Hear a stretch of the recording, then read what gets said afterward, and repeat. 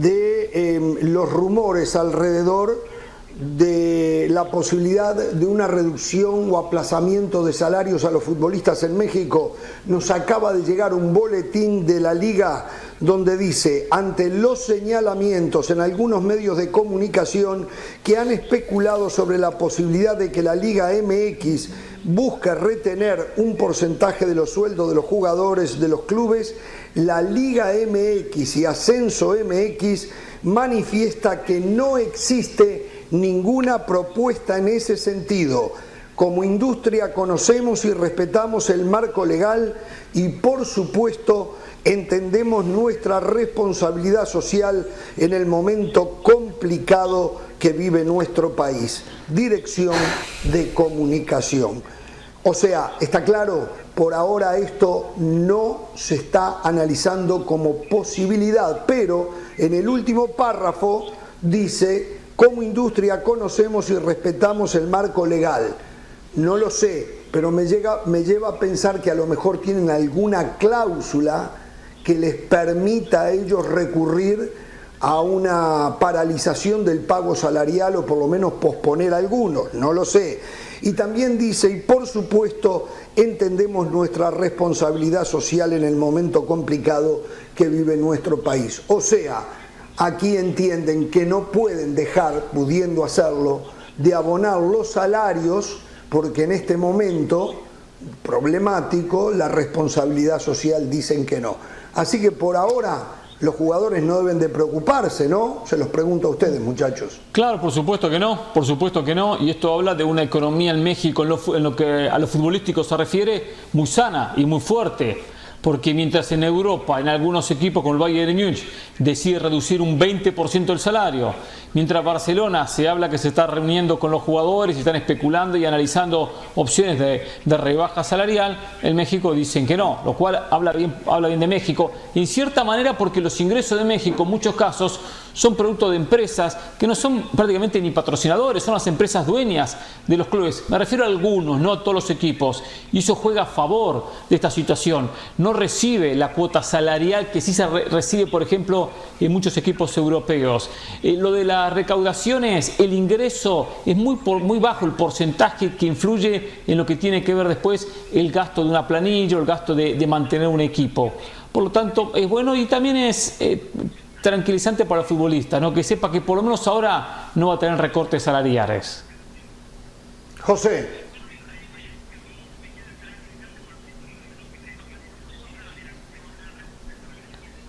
A ver, hay algo que a mí no me queda claro y les pido ayuda a ustedes a ver si lo entendí de manera correcta. Lo que yo entiendo es que la liga de manera global no va a retener los salarios de los futbolistas. Sin embargo, no especifica que los clubes de manera individual decidan tomar decisiones para recortar el salario de sus futbolistas. Me parece que hay una distinción, ¿no? Como diciendo, si algún club decide hacerlo, están dentro de la ley para hacerlo. Y esto lo estamos interpretando, ¿no? Lo que pasa es que creo que... porque Del Valle tú preguntabas... Del Valle preguntaba si era de la Liga MX o era una decisión de los equipos. Carolina. Yo me imagino que este comunicado de la Liga MX sale a partir de la conferencia, de la videoconferencia que tuvieron los dueños de los equipos el día de ayer y que ESPN, por ejemplo, sacaba a través de Jaime Ordiales, quien decía que no planteaban lo de bajarle los sueldos a los jugadores. José.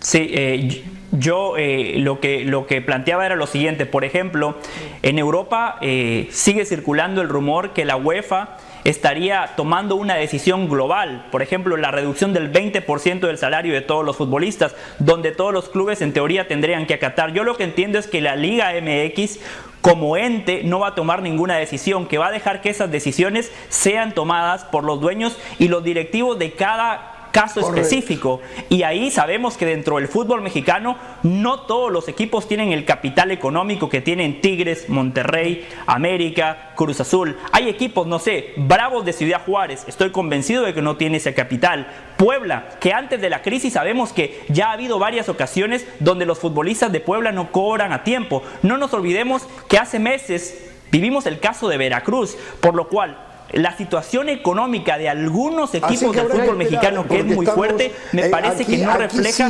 la situación global de la Liga MX. Esto que está informando lo hace desde el punto de vista de su organización, pero que los clubes de manera independiente igual puedan estar analizando el hecho.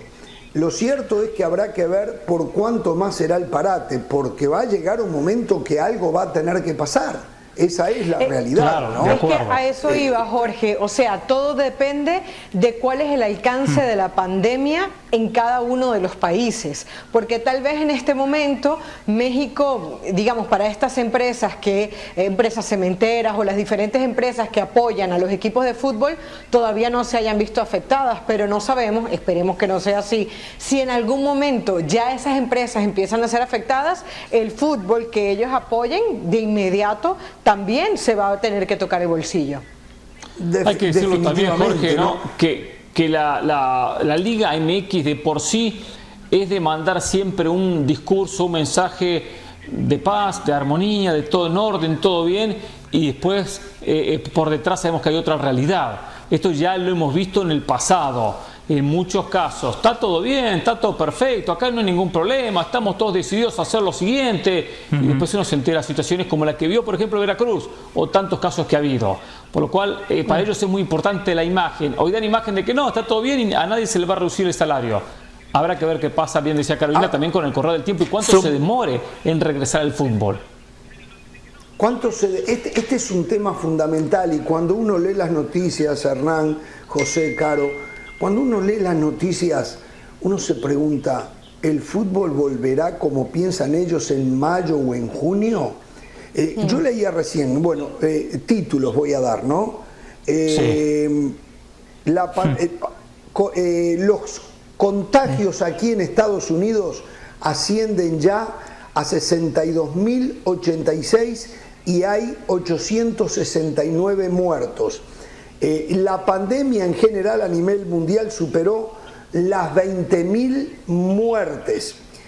Italia reportó 683 muertos en las últimas 24 horas y la tasa de decesos por el coronavirus, el título dice, no se detiene. España sumó 740 muertos y ya tiene más decesos que China, son 3.434. Y por estos lados, lo de Europa ya está en el pico, se supone, dicen los que entienden. Sí. Por acá no hemos llegado al pico todavía, entonces, ¿cómo podemos llegar a creer que se va a reanudar la actividad, que esperemos que no se haga, si esto está de esta manera, ¿no? Este es un tema que lo tenemos para analizarlo en un ratito, sí lo escucho. No sé. ¿Puedo agregar un par de cosas?